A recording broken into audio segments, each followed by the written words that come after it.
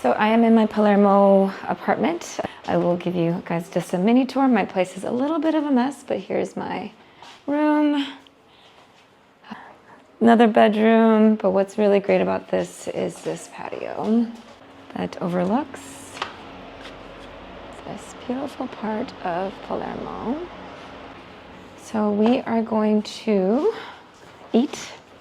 Got some pizza. Maybe I'll do a fork and knife with this one. Not normally, but I feel like I might have to. Okay. Okay. So, artichoke, prosciutto, olive oil, oregano. Like I don't ever use a fork and knife, but I should wash my hands actually. So as I wash my hands, let me think about exactly what I'm going to talk about. One of the things is that with my travels, this is not a good time for me. This is actually a really bad time because I can't afford to travel like this. I'm not making money from content, but I'm diving in because this is what I really want to do. All these people are like, how are you doing this? I'd be so freaked out. And I'm like, I'm in a lot of debt. I am. I'm going to be really freaking honest with you guys. But the reason why I'm not afraid of it is because I've been in debt before. Oh, that's just right. That's good. The lowest point in my life was when I was unemployed, divorced, completely alone. I adopted a lot of debt because of my marriage. I was getting sued by credit cards. My credit score went from the high 700s to like, I don't know, under 400, I think. I also went from having a really great career as a fashion buyer to taking a job in the kitchen. And granted, I chose to try out something that was walkable and where I can learn something. Like, you know, that learning how to cook with a chef would be really cool. I just wasn't making any money. I was getting sexually harassed, and that put me into like a deep depression as well. I remember during the summer, I would sit on my stoop by myself because everyone I knew was working, crying. And I had no one to talk to. I was so scared because I didn't know what else was going to come in the mail with people like coming after me because of all the credit card and tax debt that I had inherited. My bank account got seized because there were warnings sent to an address that I had lived in for years. I was going through some health issues as well, so I was trying to be able to afford like going to the doctor, but even one-way subway rides I couldn't really afford. Like I had to make those subway rides count. And if you're in New York or anywhere that's really like dependent on those metro rides and you take the wrong direction or you skip a stop and you have to get up and you have to pay an additional, at the time I think it was like $2.50, I think it's $3 now. And you have no credit, right? The money that you're making, I was making nothing, like minimum wage. It's devastating. And I didn't want to make it anyone's problem, so I didn't talk to anybody about it. Not even my best friends. Because really, what can they do? I'm not going to take money from them. I was unemployed for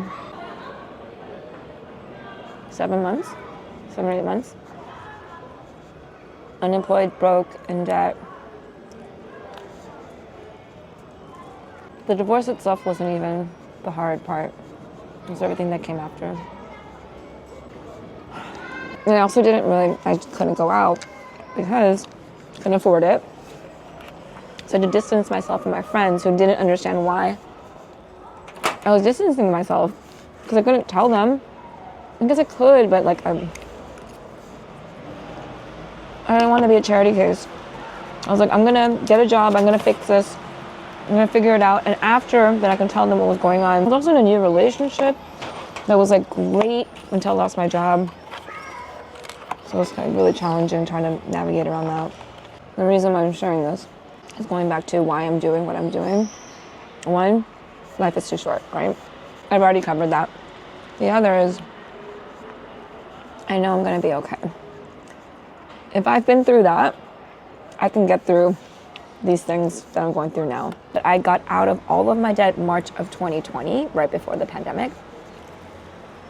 I'm right back in debt now because I've invested in all this content creator stuff, but I just don't fear these things anymore. I'll be okay. I survived it then, I can survive it now. And at least I know I have a clear path. At that moment, I really thought that I had hit rock bottom. And I think that just understanding that things will be okay. You will recover, you will become stronger, and you will learn from those experiences. I know that it can seem like this is the worst thing that you've ever gone through and that you can't get through it. You will, you can. And you're not alone. This is the bigger purpose of my videos, my YouTube channel, is to connect with people and make people feel less alone. Especially if you're like around my age and still confused as shit and trying to figure it out. Actually, it never stops. There's a video I did with my best friend who's 2 years older than me. She did all the right things. She had the great job, got married, has 2 beautiful kids in this beautiful home, and she's just so fabulous, but she really is fucking confused too. She's like, I still don't really know what I want to do. She's lost, and it's like, it just continues. And anyone that acts like they have it all figured out, they're going through some shit too. We all got some shit going on. So don't believe everything you see on social media. I know it seems like everyone's life is perfect. No one's lives are perfect, okay? Everyone has some shit going on. Even the rich and beautiful have some shit going on. So anyway, I think I'll end it here. It's been a while. I haven't done a video in a while. Apologies for that. I actually thought I'd have way more opportunities to eat and talk. Anyway, thanks again for sticking around. I'll get back on track. I'm going home in a week. Hopefully I'll get caught up with editing all my videos and reconnect with you guys. All right, bye.